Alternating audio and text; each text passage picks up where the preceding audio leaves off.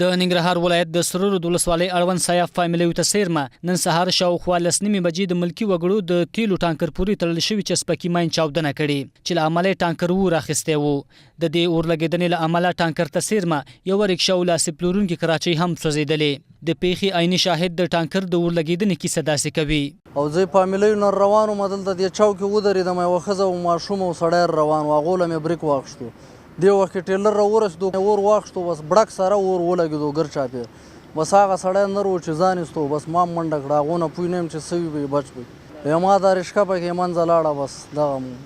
حادثه وشوه په ورته وخت کې د ننګرهار د والي ویان عطاالله خوږیاڼي هم یاده پیښه تاییدوي نوموړی وایي د ملکي وګړو تیلو تانکر پوري تړل شوي چسپکي ماین د چاودنې له امله مالي زیانونه اوښتي دي د سرور ولسوالۍ په مربوطاتو کې د ملکي وګړو یو تانکر ډوله موټر پسې چسپکي ماین تړل شوی و چې د ماین چاودنه کړې او د چاودنې له امله اور لګېدلی دی د اور لګېدنې په پیښه کې خپله تانکر سوځېدلی دی څیرمه کراچۍ چې د لاسي پلورونکو کراچۍ و هغه سوځېدلې ده او یوه رکشا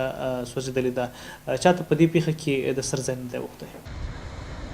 د تیلو دغه تانکر ته یو چسپکي ماین کېښودل شوی و چې په ترڅ کې د تیلو دغه تانکر له منځه ولاړ که څه هم د ننګرهار امنیتي چارواکي په دې وروستیو کې د کلکو امنیتي تدابیرو خبر ورکوي خو بیا هم د جلال آباد ښار ته په 100 کیلومترۍ کې دغه ډول چاودنې رامنځته کیږي چې د حالت خلک له ګڼو ستونزو سره مخ کړي دي جانغه صالح انعکاس راډیو تلویزیون جلال آباد